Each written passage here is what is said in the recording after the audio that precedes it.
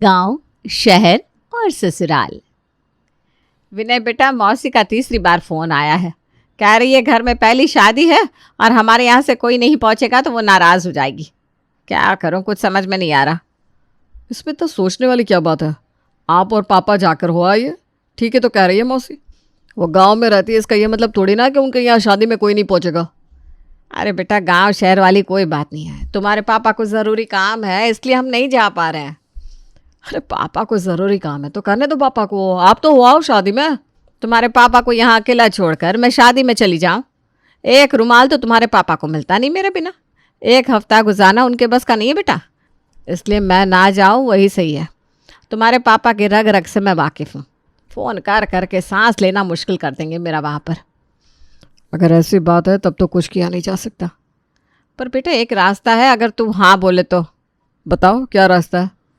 देख बेटा, हम तो नहीं जा पा रहे तो क्या हुआ, अब तू भी कोई छोटा बच्चा तो रहा नहीं। शादी की उम्र हो रही है तेरी, 3 महीने बाद तेरी भी शादी है।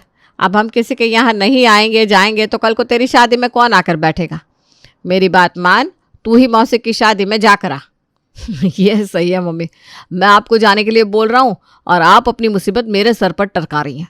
मेरे पास फुर्सत कहाँ है, अभी मुझे शादी में भी छुट्टियाँ लेनी है। आपको पता है ना कितना बिजी शेड्यूल रहता है मेरा। मेरे बॉस का बस चले तो रात में भी मुझे ऑफिस में सुला ले। 1 मिनट की फुर्सत नहीं है और आप 1 हफ्ते की छुट्टी लेने की बात कर रही हो। मुझे पता है बेटा तू कितना बिजी रहता है, मैं कहाँ इनकार कर रही हूँ, लेकिन कोशिश करके देखना अगर कुछ हो सकता है तो। माँ के बार बार कहने पर विनय ऑफिस से छुट्टी लेकर गांव चला जाता है। विनय की मौसी उत्तर प्रदेश के एक छोटे से गांव में रहती थी। ये पहली बार था जब वो होश संभालने के बाद मौसी के गांव जा रहा था। मौसी के अलावा विनय के लगभग सारे रिश्तेदार शहर में ही रहते थे, इसलिए गांव जाने का उसका ये पहला एक्सपीरियंस था। गांव पहुंचकर, काका ये निर्मला शर्मा के यहाँ जाना है, आप बता सकते हैं कहाँ रहती हैं। निर्मला के यहाँ जाना है? कौन हो भैया, कहाँ से आए हो? मैं विनय दिल्ली से आया हूँ, निर्मला शर्मा मेरी मौसी हैं। अच्छा अच्छा, समझ गया समझ गया। हमारा तो निर्मला के यहाँ अच्छा उठना बैठना है, घर जैसी बात है बेटा। और चाय नाश्ता करो, फिर मैं तुम्हें उनके यहाँ छोड़ आता हूँ। अरे नहीं नहीं काका, आप क्यों तकलीफ़ करते हैं, आप बस रास्ता बता दीजिए, मैं चला जाऊँगा। अरे नहीं बेटा, ऐसे कैसे, इतने दूर से आ रहे हो, गाड़ी यहीं साइड में लगा दो, यहीं कुर्सी पर बैठो, हम अभी जलपान की व्यवस्था करते हैं। विनय के मना करने के बाद भी काका ने जबरन विनय को वहीं पर बिठा लिया और अपनी बहू को चाय नाश्ता लाने के लिए कह दिया। अरे वाह, बड़े अच्छे काका, तो मुझे जानते भी नहीं है और जबरन चाय नाश्ता भी करवाने लगे। घर देखकर तो ऐसा लगता है ये लोग बहुत अमीर भी नहीं होंगे, फिर भी ऐसी खातिरदारी मानना पड़ेगा। शहर में लोगों के पास पैसों की कमी नहीं होती, लेकिन फिर भी ऐसे ही पड़ोसियों के रिश्तेदारों को कोई अपने घर बुलाकर चाय नाश्ता नहीं करवाता। विनय ने चाय खत्म कर ली थी। चलो बेटा, अब तुम्हें तुम्हारे मौसी के यहाँ छोड़ते हैं। काका खुद विनय के साथ जाकर उसे उसकी मौसी के घर पहुंचाते हैं। आपका बहुत बहुत धन्यवाद काका, आपने इतना कष्ट किया, अपना काम छोड़कर यहाँ तक मुझे छोड़ने आए। अरे बेटा, इसमें धन्यवाद जैसी क्या बात है, तुम मेहमान हो हमारे गांव के, ये तो हमारा फर्ज था। और बेटा यहाँ से सीधा अपने घर के लिए मत निकल जाना, जाते समय एक बार मिलकर ज़रूर जाना। जी काका, जैसा आप कहें। पराए लोगों से ये अपनापन विनय को अंदर तक छू गया था। मौसी ये काका तो बहुत ही अच्छे हैं। आपको पता है मैंने इनसे आपके यहाँ पहुँचने के लिए एड्रेस पूछा था, इन्होंने मुझे सिर्फ एड्रेस नहीं बताया, पहले अपने घर में चाय नाश्ता करवाया और उसके बाद खुद मुझे यहाँ तक छोड़ने आया। इतने सज्जन इंसान मैंने अपने जीवन में पहली बार देखे। अरे इसमें इतनी हैरानी की क्या बात है, ये गांव है, यहाँ पर तो ये आम बात है। और गांव में ना मेहमान को बड़ा ऊंचा दर्जा दिया जाता है। मौसी शादी तो 4 दिन बाद है ना, घर में तो अभी से इतने मेहमान आ गए। गांव में ना ऐसा ही होता है बेटा, हफ्ते भर पहले ही सारे मेहमान इकट्ठा हो जाते हैं, खूब गाना बजाना होता है, धूमधाम से सारे रीति रिवाज निभाए जाते हैं। और घर की शादी में ऐसा नहीं है कि सिर्फ परिवार के लोग ही रहेंगे, पूरी बिरादरी, बल्कि यूं कहो कि पूरा गांव बढ़ चढ़ कर हिस्सा लेता है। अरे वाह मौसी, शादी में इतनी रौनक तो मैं पहली बार देख रहा हूँ। अब रश्मि दीदी की शादी में तो सब लोग सीधा शादी के वेन्यू पर ही पहुंचे थे, 2-4 खास रिश्तेदारों के अलावा घर में भीड़ भाड़ तो बिल्कुल भी नहीं थी। और यहाँ तो ऐसा लग रहा है पूरा गांव ही आपके घर में जमा हो गया है। बेटा तुम शहर में रहते हो, शहर में लोगों के पास कहाँ इतना समय है कि एक सप्ताह पहले आकर कोई किसी के घर पर बैठ सके। लेकिन गांव की ना यही खास बात होती है। गांव के लोग संबंधों को निभाने और उनको समय देने पर विश्वास रखते हैं। यहाँ शादी का निमंत्रण आने का मतलब ये नहीं होता कि सज सवर कर सीधा दावत खाने पहुँच जाओ। यहाँ शादी के निमंत्रण मिलने का मतलब है शादी की हर छोटी से छोटी रस्म की व्यवस्था से लेकर उसके पूरे होने तक गांव वाले पूरा साथ दें। तभी तो तुमने देखा होगा ना, शहर में रहने वाले कितने ही लोग शादी ब्याह करने के लिए अपने गांव की तरफ दौड़ते हैं। यही कारण होता है बेटा, शादी ब्याह जैसे काम निपटाने के लिए गांव से अच्छी जगह कोई हो ही नहीं सकती। मौसी की बताई हुई बातें और गांव का माहौल विनय के दिल और दिमाग पर गहरा असर कर रहा था। इस एक सप्ताह में विनय ने गांव से जितना प्यार और अपनापन पाया था, उससे वो एकदम 7वें आसमान पर पहुंच गया था। घर पहुंचकर, माँ मैं तो कभी गांव में जाकर रहा ही नहीं, लेकिन आप तो गांव के माहौल के बारे में इतना जानती थी, फिर आपने पहले कभी इस बारे में हमें कुछ बताया क्यों नहीं? बेटा तू क्या कहना चाहता है, मैं कुछ समझी नहीं। माँ मैं तो यही समझता था कि गांव में रहने वाले लोगों की कोई लाइफ ही नहीं होती। लाइफ तो हम शहर में रहने वाले लोगों की होती है। लेकिन मौसी के यहाँ जाने के बाद मैंने महसूस किया कि उन लोगों की लाइफ में वो सुकून और शांति है जो हम शहरी लोग अपनी ज़िंदगी में बहुत मिस कर रहे हैं। कितनी फुर्सत है ना माँ गांव के लोगों के पास, एक दूसरे की खुशी गम हर परिस्थिति में एक दूसरे के साथ खड़े रहते हैं। और एक यहाँ शहर में देख लो, सोशल मीडिया ना होना तो रिश्तेदारों को तो छोड़ो, पड़ोसी की शक्ल देखे भी महीनों और साल बीत जाए। वो तो भला हो सोशल मीडिया का, उस पर लोगों की तस्वीर दिखती रहती है और हमें उनकी शक्ल याद रहती है। लोगों के पास तो इतना भी समय नहीं कि किसी की मौत होने पर 13 दिन का शोक मना सके। अब तो 13वीं भी 5 दिन में ही निपटा कर लोग अपने अपने काम धंधे में बिजी हो जाते हैं। देख बेटा, हर सिक्के के 2 पहलू होते हैं। किसी का भी एक पहलू देखने के बाद उसके बारे में अपनी राय नहीं बनानी चाहिए। ऐसा नहीं है कि शहर में सारी खराबियाँ ही हैं और गांव में सारी अच्छाइयाँ। हर जगह के अपने गुण और दोष होते हैं, उसको समझने की ज़रूरत होती है, बस और कुछ नहीं। माँ के समझाने पर विनय उस समय तो शांत हो जाता है। धीरे धीरे समय बीतता है और 3 महीने के बाद विनय की भी शादी हो जाती है और शादी करके रूपल दुल्हन बनकर विनय के घर आती है। क्या बात है बेटा, बहुत परेशान नजर आ रहा है। कुछ बात हुई है क्या ऑफिस में? परेशान हो गया हूँ इस खींचतान से मैं। 8 घंटे की नौकरी की सैलरी मिलती है मुझे, 10-10 घंटे ऑफिस में काम करके आ रहा हूँ, उसके बाद भी बॉस छुट्टियाँ अप्रूव करने के लिए तैयार नहीं है। उधर बॉस छुट्टी नहीं दे रहा, इधर रूपल मुंह फुलाकर बैठी है कि उसे गोवा जाना है। अब आप ही बताओ मैं करूँ तो क्या करूँ? और रूपल की भी क्या गलती है माँ? हर लड़की का सपना तो होता ही है ना कि शादी के बाद वो अपने पति के साथ थोड़ा अच्छा समय बिताए। मेरा तो कभी कभी मन करता है कि मैं ये नौकरी छोड़कर अपने गांव चला जाऊं। अच्छी खासी ज़मीन तो है हमारी, अगर उस ज़मीन पर सही तरीके से खेती करें ना हम लोग तो अच्छी खासी इनकम जनरेट हो सकती है अपनी। यहाँ पूरा दिन ऑफिस में गधों की तरह काम करो, अपनी पर्सनल लाइफ के लिए तो टाइम ही नहीं है। कैसी बात कर रहा है बेटा तू? आज तक कभी गांव गया भी है? ऐसे कैसे गांव जाने का ख्याल तेरे मन में आ गया? सोच समझ कर बोल रहा हूँ माँ। मैं गया हूँ ना मौसी के यहाँ, पूरे 7 दिन रुका था। बहुत अच्छे से देखा है मैंने कि गांव की लाइफ कैसी होती है। एक हम लोग हैं कॉरपोरेट मजदूर, सुबह उठते ही ऑफिस जाने की टेंशन, देर रात को वहाँ से लौटो तो शरीर की आधी से ज़्यादा जान तो काम करते करते निकल ही चुकी होती है। घर पर आकर फैमिली को टाइम देने की ना तो इच्छा बचती है और ना ही ताकत। ये भी कोई लाइफ है?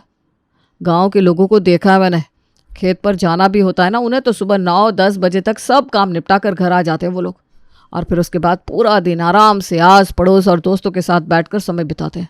फैमिली को भी भरपूर टाइम देते हैं। ज़िंदगी में सुकून है उनके पास। देख, जो भी फैसला लेना सोच समझ कर लेना बेटा, ये कोई जल्दबाजी में लेने वाला फैसला नहीं है। मैंने सब सोच लिया है माँ। रूपल की भी हर आए दिन इसी बात पर नाराज़गी रहती है कि मैं उसे समय नहीं देता। थक गया हूँ मैं फैमिली और जॉब के बीच में पीसते पीसते। मैं गांव वाला अपना मकान रिपेयर करवा रहा हूँ, उसके बाद हम लोग वहीं शिफ्ट हो जाएंगे। भैया, इस घर में आप अकेले नहीं रहते हो। आपको ये सब डिसाइड करने से पहले एक बार हम सबकी राय भी लेनी चाहिए थी ना। मैं पहले ही बता रही हूँ, मुझे गांव में नहीं जाना, मैं नहीं रहने वाली गांव में। देख प्रिया, जब तक मैं गांव नहीं गया था ना तो मैं भी ऐसे ही सोचता था कि शायद गांव में जाकर लाइफ बर्बाद हो जाएगी। लेकिन मेरी बात मान, तो एक बार चल कर देख तो सही, तुझे वहाँ पर बहुत अच्छा लगेगा। हम लोग यहाँ शहर में हर समय टाइम ना होने का रोना रोते रहते हैं, और वहाँ जाकर तो ऐसा लगता है 24 घंटे का समय जैसे बीत ही नहीं रहा। समय ही समय होता है, किसी भी बात की कोई जल्दबाजी नहीं। विनय की माँ और बाकी के परिवार वाले उसे समझाने की काफ़ी कोशिश करते हैं, लेकिन विनय कुछ भी सुनने के लिए तैयार नहीं था। 1 महीने तक गांव के मकान की मरम्मत कराने के बाद मकान अब रहने लायक हालत में आ गया था। आप लोग परेशान मत होइए माँ, मैंने अभी अपनी जॉब से रिज़ाइन नहीं किया है। कंपनी ने मुझे वर्क फ्रॉम होम दे दिया है। 1 साल तक मैं घर से काम कर सकता हूँ। देखते हैं, अगर हमारे खेतों से ठीक ठाक इनकम होने लगेगी तो मैं नौकरी से रिज़ाइन कर दूंगा। गांव पहुंचने के बाद, अरे आधी रात हो रही है और ये इतना हल्ला गुल्ला क्यों हो रहा है बाहर? आधी रात नहीं हो रही है बेटा, सुबह के 4 बज रहे हैं और ये गांव है, यहाँ पर सब 4 बजे ही जागते हैं। अब गांव में आए हो ना तो यहाँ के तौर तरीके पे सीख लो। अरे वाह, खिड़की दरवाजे अच्छे से बंद करो ना। सुबह के 4 बज रहे हैं, इतनी सुबह सुबह जाकर क्या करेंगे? रात में 2 बजे तक तो काम किया है मैंने ऑफिस का। विनय सोने की बहुत कोशिश कर रहा था, लेकिन घर के बाहर हो रही हलचल और शोर शराबे के कारण बार बार उसकी नींद टूट रही थी, जिसके कारण उसे चिड़चिड़ाहट हो रही थी। दोपहर में, रुपल, 1 कप चाय तो बना दो ज़रा। ये क्या है विनय, सुबह से 3 बार चाय पी चुके हो, एक दिन में कितने कप चाय पियोगे? लो, अब 1 कप चाय बनाने में भी तकलीफ़ हो रही है तुम्हें। मैंने सुबह से 3 चाय पी है तो उसमें परेशानी की क्या बात है? परेशानी की बात यह है विनय कि कुछ भी सोचे समझे बिना पहले तो तुम हमें यहाँ गांव ले आए और अब बात बात पर झगड़ा करने की कोशिश करते हो। अरे मैंने कब झगड़ा किया तुमसे? 1 कप चाय बनाने के लिए ही तो कह रहा हूँ, तुम ही झगड़ा करने की कोशिश कर रही हो। देखो, यहाँ पर ना घर के कामों में मदद करने के लिए काम वाली नहीं आती। सुबह 5 बजे से उठकर काम में लगी हूँ मैं। झाड़ू पोछा बर्तन कपड़े सब काम मुझे खुद ही करने पड़ते हैं, और एक तुम हो कि तुम्हारी चाय की फरमाइश पूरी नहीं होती। अरे आज पहली बार नहीं पी रहा हूँ मैं, ऑफिस जाता हूँ वहाँ भी पीता हूँ। काम करते करते थकान हो जाती है, चाय पीने से थोड़ा मूड अच्छा हो जाता है। अब चाय के लिए भी परमिशन लेनी पड़ेगी क्या? मुझे क्या पता था कि मेरी बातें मुझ पर ही उल्टी पड़ जाएगी। पहले 1 घंटा भी घर में नहीं रहते थे और अब पूरा दिन घर में ही बैठे रहते हैं और छोटी छोटी बातों पर चिड़चिड़ करके मूड खराब करते हैं। अरे रूपल, ये क्या अभी तक कमरा साफ नहीं किया तुमने? पता नहीं क्या करती रहती हो पूरा दिन। अरे कभी थोड़ी मदद भी कर दिया करो ना। बस जब देखो मेरे किए हुए काम में गलतियां निकालते रहते हो। और किसने कह दिया तुमसे कि मैंने कमरा साफ नहीं किया? मैंने सुबह ही कमरा साफ कर दिया था। पूरा दिन कमरे में ब्लैंकेट खोलकर बैठे रहते हो तो कमरा तो अस्त व्यस्त नजर आएगा ना। जब से विनय घर में रहकर काम करने लगा था, रूपल और विनय का छोटी छोटी बातों पर झगड़ा होने लगा था। विनय पूरा दिन घर में रहता और रूपल के किए हुए हर छोटे बड़े काम में मिनमेख निकालता। दिन में 5 बार चाय मांगता, जिसके कारण रूपल काफ़ी चिड़चिड़ी हो गई थी। ऊपर से गांव में घर के कामों में मदद करने के लिए कोई काम वाली भी नहीं मिल रही थी। पता नहीं किस अशुभ घड़ी में मैंने विनय को समय न देने का ताना मारा था। ये सब मेरे ही कारण हो रहा है। ना मैं विनय से टाइम के लिए झगड़ा करती और ना विनय गांव आकर रहने की जिद पकड़ते। रूपल अभी सोच रही थी कि इतनी देर में उसे अपनी सास की आवाज़ सुनाई देती है। रूपल बेटा, ज़रा इधर तो आना। जी मम्मी जी, क्या हुआ? बेटा देखो, पड़ोस वाली चाची जी आई हैं, इनके लिए चाय नाश्ता तो ले आओ। ठीक है माँ जी, अभी लाती हूँ। अजीब मुसीबत है, पूरा दिन कोई ना कोई आकर बैठा रहता है। किसी के लिए चाय नाश्ता बनाओ, किसी को खाना खिलाओ। रसोई ना हुई ढाबा हो गया, हर समय कुछ ना कुछ पकता ही रहता है। माँ, मैं कई दिन से एक बात कहना चाहती थी। आपको रचित से मिलवाना था। हम दोनों कॉलेज में साथ में पढ़ते थे। रचित की अच्छी जॉब भी लग गई है, इसलिए अब हम चाहते हैं कि शादी कर ले। अरे बेटा, ऐसे कैसे रचित के साथ तुम्हारी शादी हो जाएगी? रचित तो किसी और बिरादरी से है ना। माँ, कैसी बात करती हैं आप? अब जात बिरादरी बीच में कहाँ से आ गई? रचित एक अच्छा लड़का है, अच्छी जॉब करता है, बहुत अच्छी फैमिली से। इससे ज़्यादा आप लोगों को क्या चाहिए? नहीं बेटा, ऐसा नहीं होता। शादी के फैसले यूँ जल्दबाजी में नहीं लिए जाते, बहुत कुछ सोचना पड़ता है। रचना की बात ठीक है माँ, मुझे भी ऐसा लगता है कि हमें रचित के साथ रचना की शादी कर देनी चाहिए। ये दोनों एक दूसरे को पहले से जानते हैं, शादी के बाद इन्हें एडजस्ट करने में ज़्यादा दिक्कत भी नहीं आएगी। अरे कैसी बात कर रहा है तू?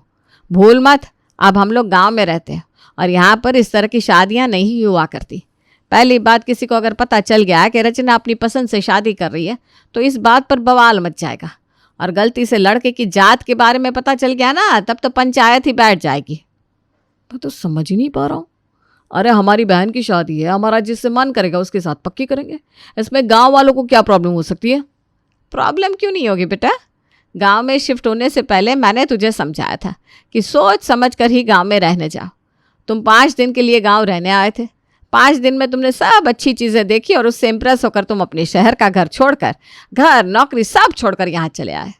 बात अच्छाई और बुराई की नहीं है बेटा, लेकिन हर जगह के रहन सहन के अपने कुछ फ़ायदे और नुकसान होते हैं। गांव में शादी ब्याह जैसे निर्णय में पूरी बिरादरी की दखलंदाजी होती है और गांव में रहने वाले लोगों को उनका ये दखल बर्दाश्त भी करना पड़ता है। हम लोग सालों से शहर में रह रहे हैं माँ जी, गांव का ये माहौल मेरी तो समझ में नहीं आ रहा। माना कि शहर में हमारे सामने वाले फ्लैट में रहने वाले लोगों का भी हमारे घर आना जाना नहीं था, लेकिन वहाँ पर थोड़ी सी प्राइवेसी भी तो थी। यहाँ तो पूरा दिन मेहमानों की आओ भगत और घर के काम निपटाने में निकल जाता है। अपना पर्सनल स्पेस तो है ही नहीं। हमारे घर की बेटी कहाँ शादी करेगी ये भी हम तय नहीं कर सकते। माना कि शहर में पूरा दिन तुम बिजी रहते थे, लेकिन अब सीसीटीवी कैमरे की तरह तुम मुझ पर 24 घंटे नजरें बनाए रखते हो। वो भी नहीं चाहिए मुझे। रुपल की बात सुनकर विनय को भी एहसास होता है कि उसने शहर से गांव आने का निर्णय लेकर बहुत बड़ी गलती कर दी है। आप लोगों की सारी बातें सही है माँ। मुझे समझ में आ गया कि वो कहावत बिल्कुल ठीक ही बनी है, जिसका काम उसी को साजे और करे तो डंडा बाजे। हम शहरी लोग गांव में आकर सरवाइव नहीं कर सकते। मैं अपने मन की बात बताऊं तो मैं खुद सुबह 4 बजे नींद टूट जाने के कारण चिड़चिड़ा हो गया हूँ। वो तो शुक्र था कि विनय ने अभी तक अपनी नौकरी नहीं छोड़ी थी। कुछ दिनों बाद विनय अपने पूरे परिवार को लेकर वापस शहर में जाकर बस जाता है और फिर रचना की शादी धूमधाम से रचित के साथ हो जाती है।